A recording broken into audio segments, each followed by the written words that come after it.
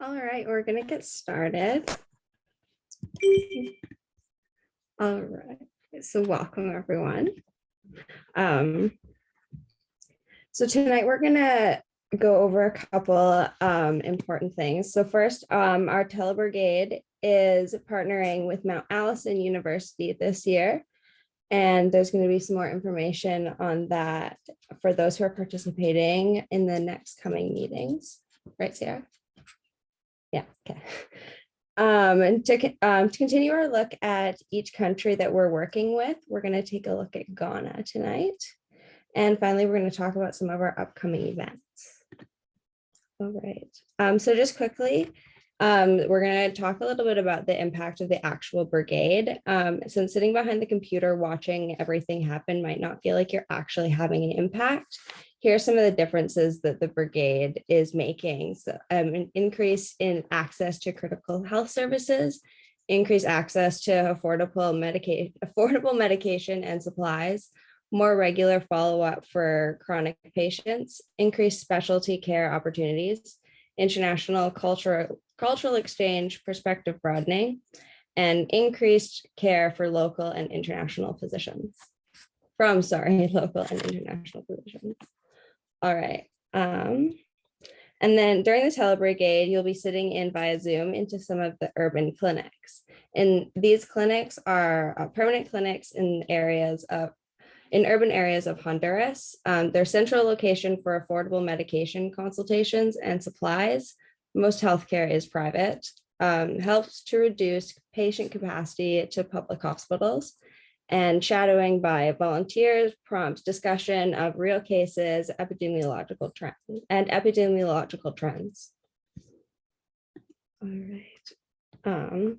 And the mutual respect that we've developed with our partner communities is to be held to the highest standard. Our ethical commitment at GB reflects our guiding principles of social responsibility, sustainability, cultural competency, respect, transparency, and accountability. Okay. So legitimate medical practices require legitimate confidentiality and ethical standards. Telehealth services are covered by the same laws that protect confidentiality of medical information. So during telebrigade, you're not allowed to record, public, or disclose the personal information that you learned about individual community members. All right, so we're going to talk a little bit about some Ghanaian culture now. All right, so there's Ghana right there. The capital is Accra, and the population is 31,072,940. And the name Ghana means strong warrior. And because of its large gold usage, it was nicknamed Land of Gold. It's the second most populous country in West Africa. The terrain is savannas and tropical rainforests, and their natural resources are mostly gold, crude oil, and cocoa beans.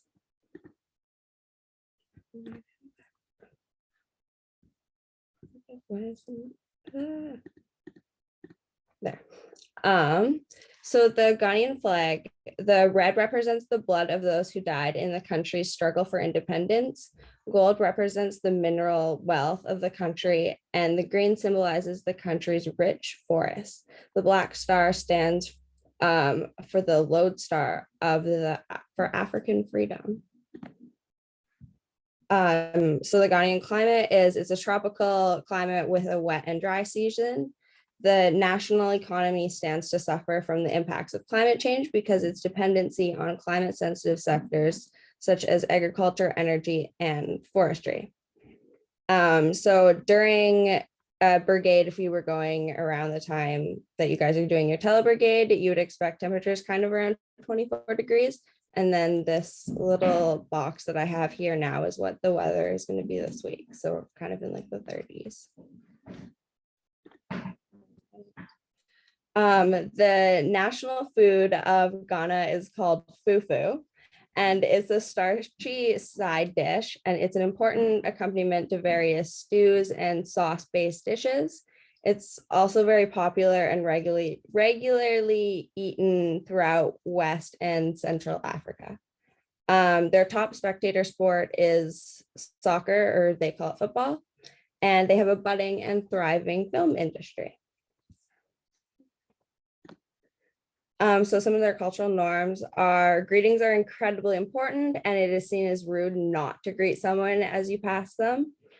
Typically, multiple generations live in one home, and there is a strong sense of community and respect for elders. And connecting that to the greetings, I read that it was super frowned upon to not greet someone, especially an elder, and it was like super unforgivable if you don't greet an elder as you pass them.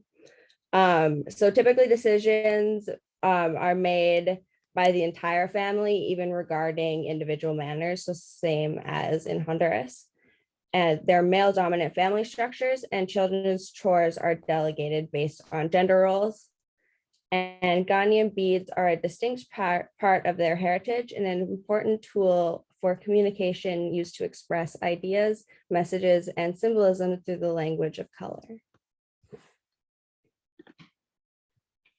All right, so their education system is split into basic, secondary, and tertiary education.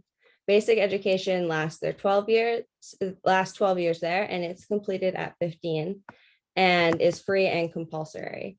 The secondary is their like senior high school, and it requires an entrance exam taken at the end of basic education in order to attend.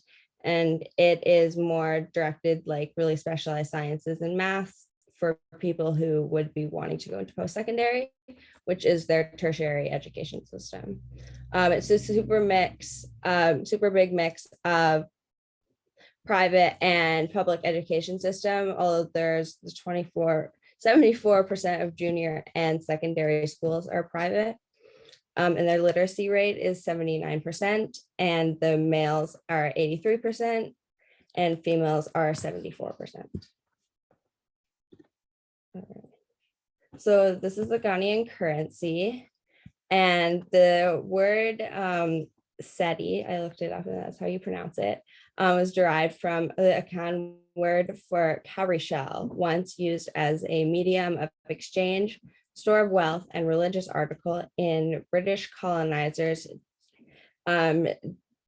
demonetized it as a form of currency in the early 20th century. So the exchange rate for that is 21 Canadian cents to 1 Ghanaian cedi.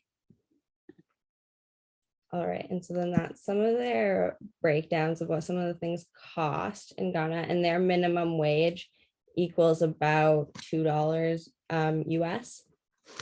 And about 37.9% of the world population currently right now is living below the national poverty line. I also just kind of wanted to point out the $90 a month for rent outside of the city center. It's really low.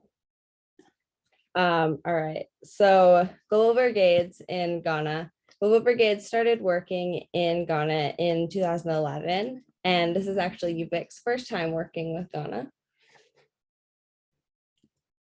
So some of the projects that Global Brigades has done in Ghana is they did community banks for access to small loan savings accounts and financial literacy. They did implemented the community health volunteers to work in chronic medical screening clinics. Clean water efforts have built a plant with the potential to serve 883,000 people. Education to build a school with 2 classrooms and a library. And so some about Ghana through Global Brigades is they have 65 community partners. They have 81,000 community members. They have 28.1% of the rural population is without access to clean drinking water. 83% of rural population is without access to basic and managed sanitation facilities. There's 1.6 physicians per 10,000 people, And most common sources of income include agriculture, fishing, charcoal, trading, and driving. All right. And then this is just some of their statistics off of the GB website of their work in Ghana. Oh, okay. And so then here are some of the Spanish scripts that we have on our website currently. If you guys want to take a look at it before Telebrigade, it's less speaking intensive than an in-person brigade. But if you want to kind of get a little bit more comfortable with the language, those are there through this link, or if you just go to the website, it's just under the resources tab. I think that I showed you guys at a meeting a little while ago as well, where that was. All right. And then we have Backpack Buddies event coming up on February 9th. Yeah, that's our upcoming event for right now until our next. But there are a couple other fundraisers and stuff coming up, but we'll have another meeting before we have those. So we'll talk about those then. All right. Does anyone have any questions?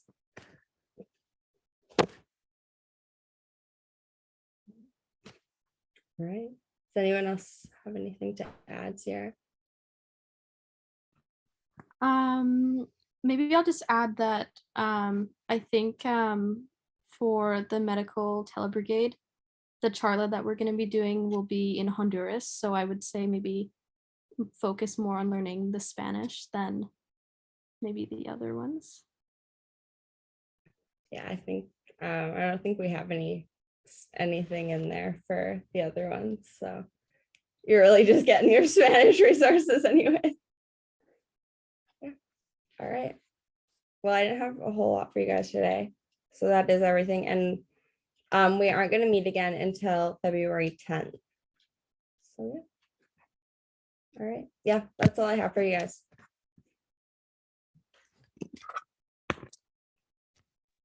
Thanks, Shao. Great. Thanks, Alan. Good meeting. Bye, guys.